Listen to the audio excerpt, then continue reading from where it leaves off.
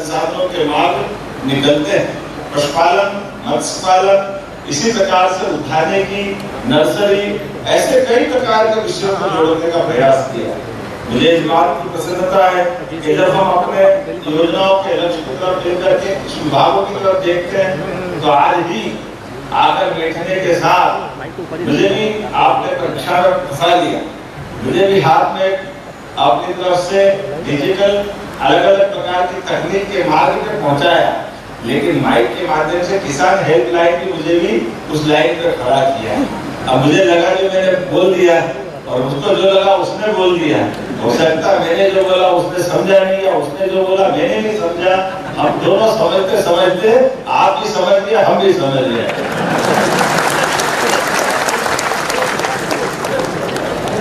अब ये वास्तव में सही में प्रशिक्षण और कार्यशाला हमारा भी आपका भी, क्योंकि जब हम नया प्रयोग कर रहे हैं तो हम अगर इसका आनंद भी लेंगे, विनोद भी करेंगे, ये हमारे पे भी असर डाल रहा है, आप पे भी डाल रहा है। हमें अपने अपने काम करते करते मन में इसकी जो कोमलता, अंदर की जो अंकुरण क्षमता है, उसको जिंदा रखने की आवश्यकता है। कई बार उम्र के साथ, अनुभव के साथ, अपनी सेवा वृत्ति के साथ हमको अंदर से अहंकार आता जाता है।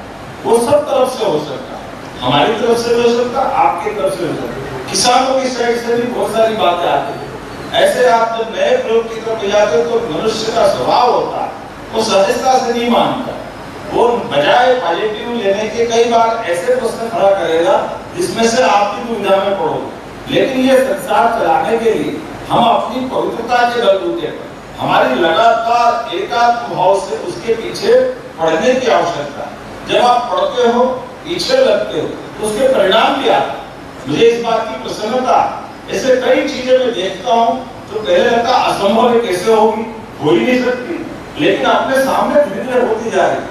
अभी अगर मैं पशुपालन घर की बात करूँ, नेशनल डेवलपमेंट बोर्ड के माध्यम से जब वो गठबंधन समझा रहे थे तो हमको लगा था कि मेरा हमारा साक्षी खत्म करोगे क्या, ये क्या बात हुई। फिर हमने कहा ये हमारे परसों से ग्वालियर जबलपुर ये तो कई प्लांट अभी तो उनको मशीन लगे ग्वालियर में चालू नहीं हो रहा, हमारा पैसा ही नहीं दे पा रहा, ये सब दे देंगे क्या, कई सारे प्रश्न खड़े हुए। लेकिन हमारे अपने सामने एक साल के अंदर ही, जब आज मैं जिस गांव में महेश्वर की विधानसभा के गांव के अंदर पर एक राजेश मालवीकर के 5 बीघा के किसान से उसकी फसल के उत्पादन की बात कर रहा है और मैंने उससे कहा कि तुम्हारी फसल कितने की होती है, तो उसने कहा मेरी 60-70 हजार की फसल होती है। तो दोस्तों दोनों फसल मिला के 60-70 हजार की होती है। हमने कहा 60-70 खर्चा कितना, एक फसल खर्चे में चली जाती, एक बचेगा। हमने कहा बाकी का क्या होता होगा, मैं दूध का उत्पादन करता हूँ ना, मतलब दूध का उत्पादन कितना करता है, तो 10 गाय है, 5 भैंस है, तो हमने कहा दूध का भाव बढ़ा कि नहीं बढ़ा, यहाँ बढ़ गया, कितना बढ़ गया, 10 रुपये लीटर बढ़ गया। मैंने कितने साल में, 8-10 साल में बढ़ा। मैंने कहा अपना संतोष हो गया कि वास्तव में ये पशुपालन विभाग में हमने काम किया, उसका रिजल्ट नीचे तक गाँव तक आया। ये सच में आपके माध्यम से एक प्रकार से ये दूध क्रांति भी हो रही और दूध के माध्यम से किसानों की समृद्धि के मार्ग आ रहे हैं। ये बात भी सही है।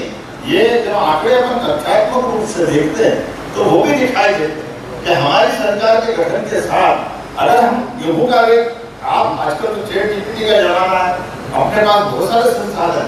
1956 में गेहूं की जो कीमत थी वाकई वो 90 क्विंटल 100 रुपए क्विंटल थी और 55 साल में केवल 400 रुपए कीमत बढ़ी। लेकिन ये 400 रुपए तो अभी 2023 के दिसंबर में आपकी सरकार बनी और अब तक का भाव क्या था, और 24, 25, 26 में आज 2626 का गेहूं हम खरीद रहे हैं। ये जो फसल के साथ में फिर जो मैं उससे दूसरे किसानों से बात कर रहा था, एक ने कहा कि मैंने अपनी मशीन लगाई, मैंने 3 बार मेरे साथ जो बैठे विधायक राजकुमार और महेश्वर वाले थे, रास्ते में देखा गट्ठर बड़े बोले मक्का के निकालने के बाद उसके जो बाकी के फसल का वेस्ट है उसके गट्ठर पर हमने बता ये कितने की मशीन है, तो उसने कहा ये 3 तरह की मशीन है, सब मिलाकर के ट्रैक्टर से भाव पूछा तो लगभग 20 लाख रुपए की वो यूनिट पड़ा। तो हमने कहा ये कितने में खरीद रहा, बोले कब से चालू करा, बोले 6 महीने पहले चालू करा। बोले तुम क्या भाव खरीद रहे हो किसान से, तो उन्होंने कहा हम 50 रुपए क्विंटल खरीदे। मैंने कहा तुम ये बना के गट्ठा बेचो कितने, बोले 200 रुपये क्विंटल बेचेंगे, या उसको उसने जो आंकड़ा बताया, तो अब ये अलग से कितनी आमदनी हो जाएगी। तुमने कहा मेरे को ये 6 महीने में यदि 5-6 लाख की आमदनी होगी। अब ये वास्तव में किसान का खेत भी खाली हो गया, किसान को अलग से उसके रॉ मटेरियल की कीमत भी मिल गई और नरवाई जलाने की समस्या भी हल हो गई। ये एक से एक जो जुड़ी हुई कई सारी चीजें, मैं उम्मीद कर रहा हूँ कि ऐसी प्रशिक्षणशाला के माध्यम से नई तकनीक, डिजिटल प्लेटफॉर्म और इसका लाभ अंतिम छोर तक किसानों को मिले, ताकि किसानों की आय बढ़े, खेती की लागत घटे और खास करके उपज का बेहतर मूल्य मिले। इस नाते से ये किसान कृषि के आज सच में किसानों के बजाय ये सारे कृषि कर्मयोगियों का प्रशिक्षण, मैं आपके इस नए मार्ग पे चलने की आपको भी बधाई दे रहा हूँ, क्योंकि आज बहुत पवित्र काम करने आप आए। हमारे यहाँ योगियों